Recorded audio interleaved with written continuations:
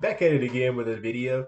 So we're going to completely ignore the Dover All-Star race. That was just horrible.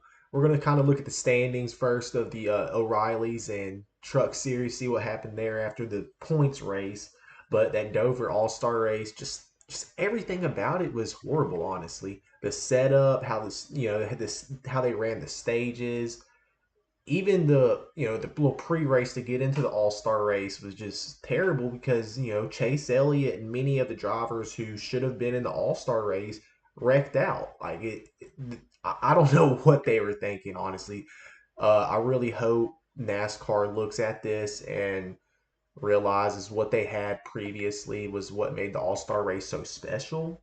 um you know I feel like going back to Charlotte, keep having a week long, really 2 weeks at Charlotte to prepare for the 600 would be, ideal, how it used to be. And I just feel like I feel like it'd be a lot better, honestly, and that's just my opinion, or maybe go to a historic track. I saw on Danny Hamlin's podcast talking about going to the Nashville Fairgrounds. A little biased there because that's a lot closer to me than, Charlotte Motor Speedway or Dover. But yeah, doing something like that, going to a historic track and running the All-Star race there would, how they did at North Wilkesboro. That's an ideal, choice. And then definitely working on the format of the race. The format of the race was just terrible, and I think it just was a huge buzzkill to anybody watching NASCAR this weekend. But anyways, in other news, we move on to the Coca-Cola 600 and Indianapolis 500. Probably the biggest weekend in all of motorsports. You can say what you want about Le Mans or Monaco or whatever, but this is the peak weekend of motorsports in the United States, to say the least. I feel like F1 they just can't compete. I'm hate to say it, but they in the United States they just cannot compete. With having the Monaco Grand Prix on the same day as all these races. And I wish they would go back to that because you wake up in the morning, have the Monaco Grand Prix, then at noon you have the Indy 500, then later on in the day you get to the Coca Cola 600. It's just a full day of racing, dude. It is the best Sunday in all of motorsports, and you have the next day off because it's Labor Day. Uh, Memorial Day. I'm sorry, got my days mixed up. But yeah, it's just a great weekend for motorsports, and I hope that F1 would try to bring that race back onto this weekend to the biggest weekend in all of motorsports. But anyways, let's jump into the entry list for this Coca-Cola 600, and we're going to talk about Katherine Legge. She will be the first woman to compete for the double. Only one driver who's completely finished the double, and that's racing in the Indianapolis 500 and the Coca-Cola 600 in the same day, which is quite the challenge because you have to go from Indianapolis, at noon, finish your race and get on a plane and go straight to Charlotte and get in the car in another 500 laps. So yeah, for her to be out here trying to compete, that's pretty awesome. Is it a publicity stunt, for to have the first female driver to complete this? I don't know. I mean, anybody. Well, I think Catherine Legge would be the one woman who probably could do it. Danica Patrick, that would not happen. I hate to say that, but she would not be able to finish the double. She would probably finish the Indy, but NASCAR, she was just wrecking everywhere. But anyways, I think that I really don't know much about her, but I know she's really successful in GT racing and other categories. I know she's competed. I saw where she actually had a pretty bad wreck a few years back in Indianapolis qualifying. I think that just didn't let her race. I'm not too familiar with her or anything, but yeah. So we'll take a look at her career on Wikipedia at the end of this video. But the traditional 36 drivers will be in this race, obviously, and obviously Catherine Legge will be in here. Timmy Hill will be racing in the Garage 66 car. Uh, Timmy Hill, he's a Truck Series guy. Corey Haim, and that's one of the guys I'm looking forward to. I hope Corey Haim does something good, dude. He deserves that Raleigh Herb seat. no doubt about it. And then there you go, Katherine Legge. See what she does. She's driving the Elf Cosmetics cars for Live Fast Motorsports. So yeah, pretty interesting. See anybody else is jumping on in here for the 600.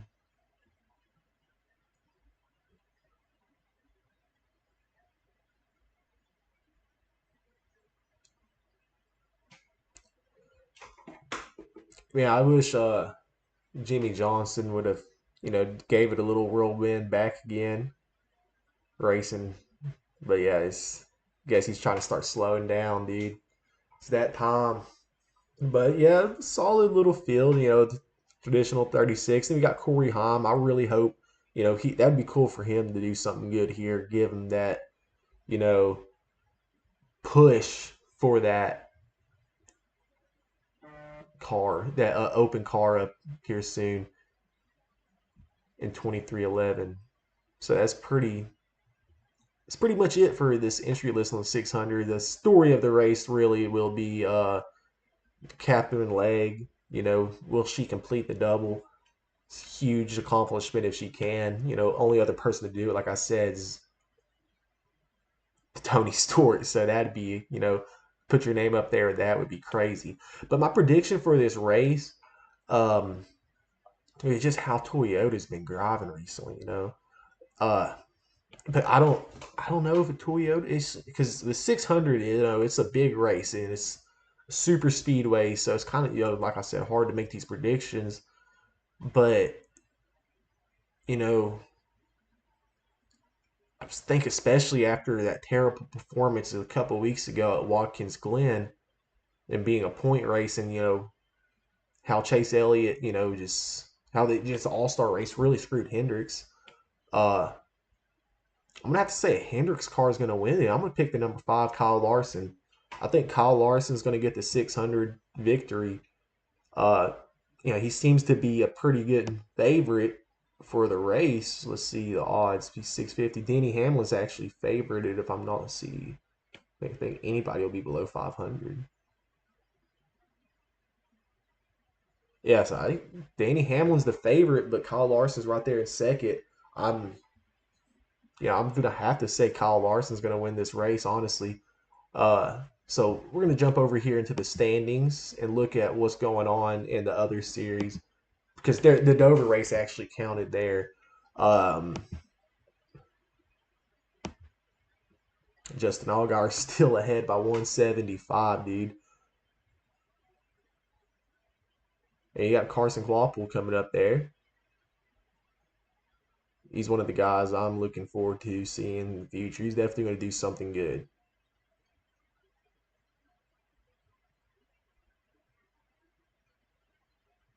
William Swalich. Roger Caruthi, after wrecking out, could have had that victory, dude. But after wrecking, still up there in the top 16 for the chase. So hopefully he can hold that up. And over here in the trucks, Caden Honeycutt still up front, 38 points ahead of Lane Riggs, who I guess is trying to get up there. So we're 9 races in. We got a long time to go, Steve. So we'll also news. Kevin Harvick, Jeff Burton, and Larry Phillips are inducted into the Hall of Fame this year. So I grew up watching. I don't really know too much about Larry Phillips, but Jeff Burton and Kevin Harvick, some drivers I watched growing up. Saw Harvick win a couple championships. Jeff Burton, beating Jeff Burton. He's pretty. I mean, Jeff Burton really. I was younger, in Jeff Burton's era, but he really didn't do nothing to stick out to me. But I just remember seeing him. Well, let's see. I know Kevin Harvick's really successful. Let's see what is.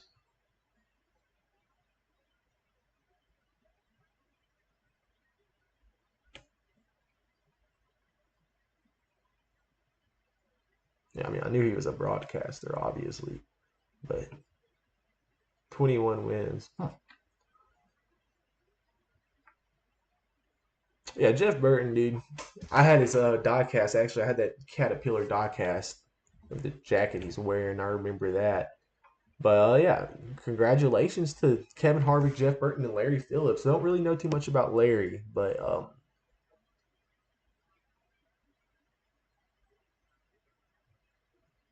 have to look into that eventually. But yeah, that's enough with NASCAR. So we're gonna jump on into the IndyCar. Here's the standings. Alex Palou up 27 over Kyle Kirkwood. David Malakis 52 back, and Christian Lindengarden 55 back. Still a long way to go in the series, especially with the bonus points coming here at the Indianapolis 500. Um,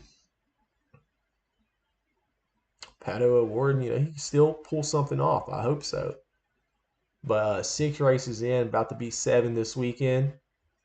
Um, very, very big weekend for IndyCar. 4 days away from the Indianapolis 500.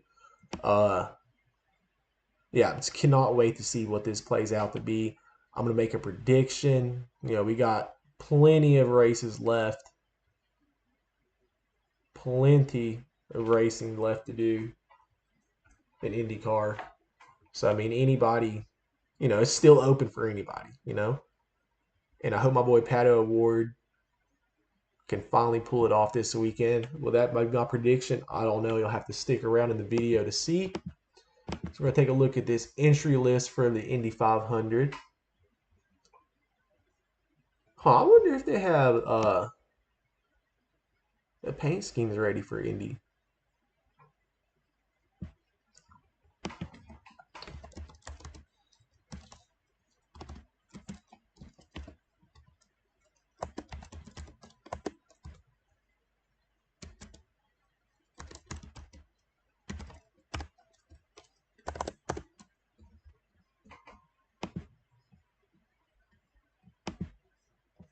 Let's go.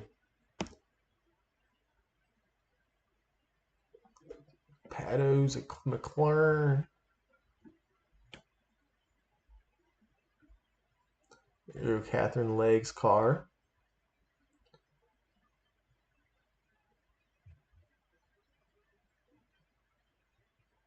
I know Morgan Wallen's got one. The Sam's Club. Let's get it. Prospect. Yeah, they got the Morgan Wallen car. Interesting.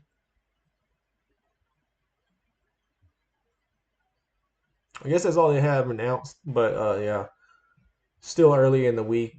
I guess they'll announce closer, making my video Wednesday. But we'll post on TikTok me rating the NASCAR and IndyCar races. Oh, paint schemes for the weekend. Katherine Legge, the name to watch out for, driver in the Elf Cosmetics. Um, Jacob Abel, another rookie. The Abel Construction. Okay, he's funding himself completely, and that's awesome. Um, Mick Schumacher, obviously a rookie for this race. Dennis Hogger.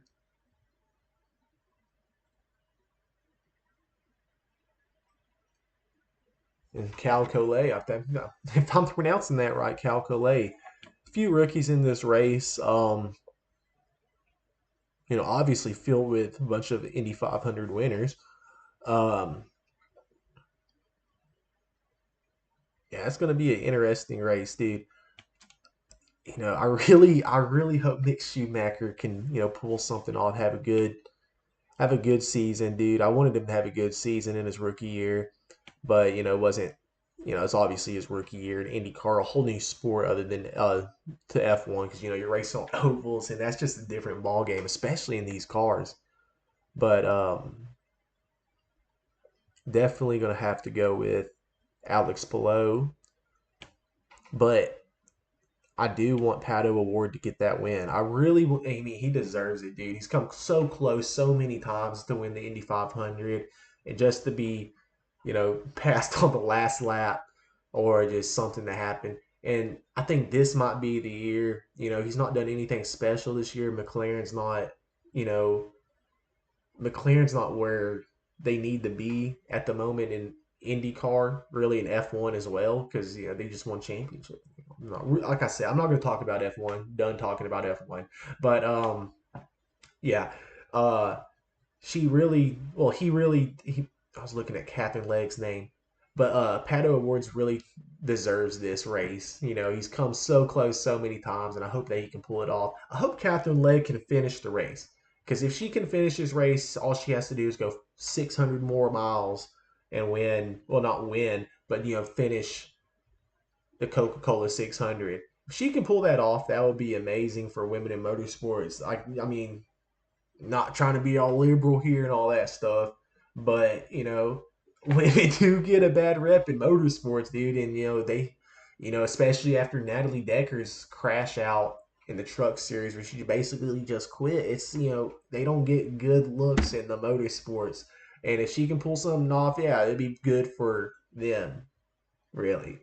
But anyways, with that being said, let's jump into the NASCAR paint schemes. Uh, they're not really all the paint schemes. Like I said, it's still early in the week, so we'll do a rating video and I'll post on TikTok. Um, but yeah, there are a lot of patriotic paint schemes this week, and I'm rocking with it. And Kyle Larson's car, I gotta get that die cast because that is beautiful.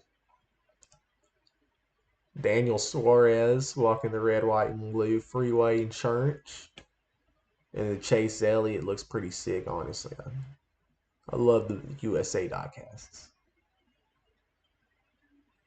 I like that one. I just love the red, white, blue. I don't like Joey Logano, so screw that one.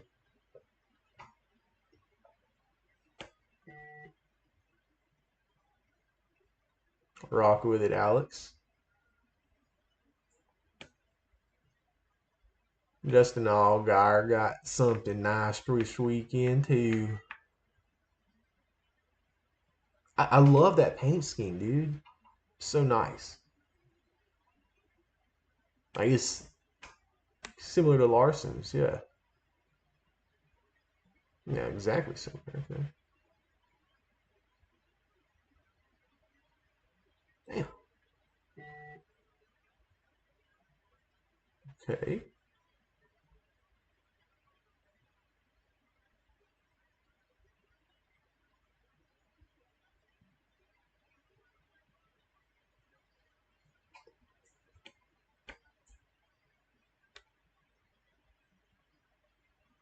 Yeah, Raja got that sound. Okay, rocking with it, Raja.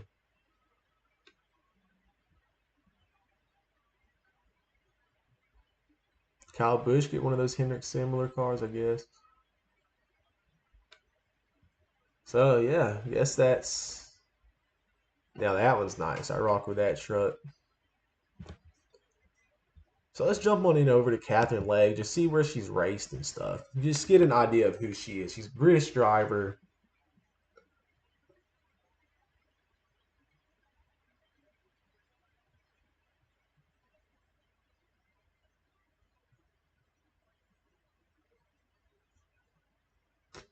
Most recent one to start a NASCAR Cup Series race. So she's been around in American motorsports, IMSA, and yada, yada, yada.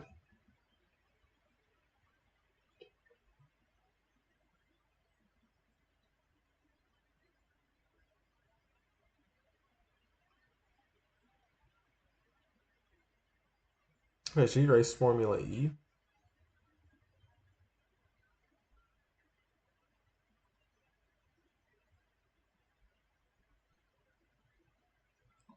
A couple starts.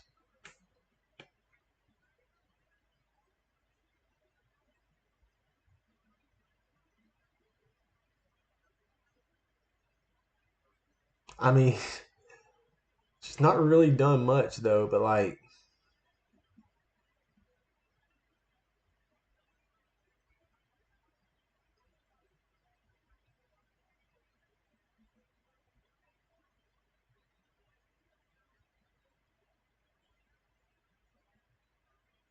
okay, second place in IMSA.